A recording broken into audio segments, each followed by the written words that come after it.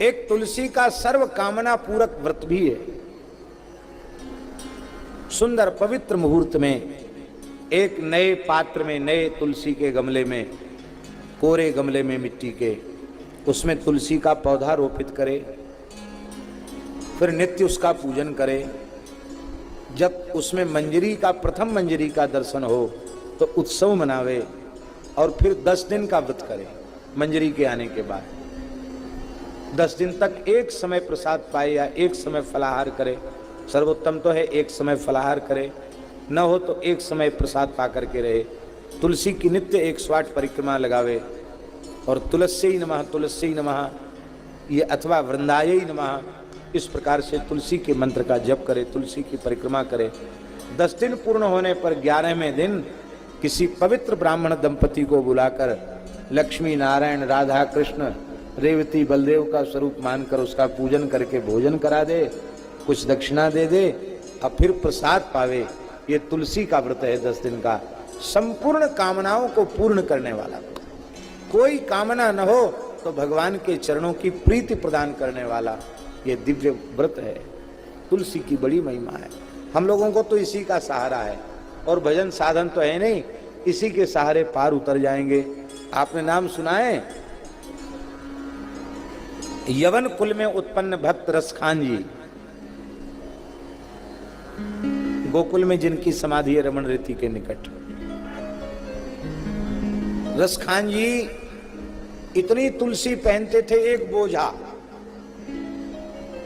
ये हमारे धर्म रामदास पहने ये तो कम है, इससे कम से कम 10 गुनी तुलसी ज्यादा पहनते थे। वो पूरा बोझा, यहाँ सैकड़ों माला पहनते थे। तो जब संतों के बीच में पधारे तो संतों ने उनसे पूछा कि हम लोग कोई एक दाना पहन लेते हैं, कोई जुगल कंठी, कोई 3 लड़की, कोई 5 लड़की, कोई 6 लड़की, आपने इतना बोझा भर तुलसी धारण कर रखी है, क्यों? तो रसखान जी ने उत्तर दिया कि आप लोग तो सब पवित्र कुल में पैदा हुए, बचपन से ही भजन में लगे, तो थोड़ी सी तुलसी से भी आपका कल्याण हो जाएगा। क्योंकि काष्ठ जल में डूबता नहीं और तुलसी लौकिक काष्ठ नहीं, अलौकिक काष्ठ है। ये भवसागर में जीव को डूबने नहीं देती है तुलसी। तो आप लोग तो एक दाना और जुगल कंठी से पार हो जाओगे, पर हमने तो म्लेच्छ के कुल में जन्म लिया, न जाने कितने पाप किए हैं, कितने जीवों की हिंसा की, होश तो बहुत पीछे आया। तो और किसी के सहारे नहीं तो तुलसी के सहारे तो पार उतर जाएंगे। ये रसखान जी की तुलसी निष्ठा। बोलो तुलसी महारानी की। तुलसी दर्शन मात्र से संपूर्ण पापों को नाश करती है। स्पृष्टा बपुष्पावनी, स्पर्श से शरीर को पवित्र करती है। ये शरीर मलमूत्र का भांड है, इसको चाहे जितना धो मांजो ये पवित्र नहीं होता। कुछ न कुछ मल तो रहेगा भीतर, मूत्र रहेगा भीतर। सर्वथा मलमूत्र रहित हो जाएगा तो जिएगा ही नहीं, मर जाएगा। तो ये अपावन शरीर भगवान की सेवा पूजा के योग्य नहीं। ये सेवा पूजा के योग्य कैसे बने? बोले तुलसी धारण के बिना भगवान की सेवा पूजा करने का अधिकार नहीं है। स्पृष्टा बपुष्पावनी रोगाणाम अभिवंदिता निरसनी। जो नित्य तुलसी को साष्टांग प्रणाम करते हैं, माताएं पंचांग पुरुष साष्टांग प्रणाम करें, उन्हें कभी घातक रोग शरीर में पैदा नहीं हो सकता।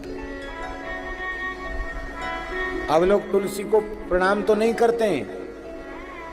लोगों ने प्रचार कर दिया कि तुलसी के इतने पत्ता खाओ तो रोग खत्म हो जाएगा। तो बकरियां जैसे कहीं देवालय में तुलसी मिली, नोच के खा गए। और रविवार है कि मंगलवार है कि अमावस्या है कि पूर्णिमा है, कोई विचार नहीं। भैया ऐसा करने से बहुत पाप लगेगा। तुलसी हमारे उपयोग के लिए नहीं है, तुलसी ठाकुर जी की वस्तु है, ठाकुर जी के उपयोग के लिए है।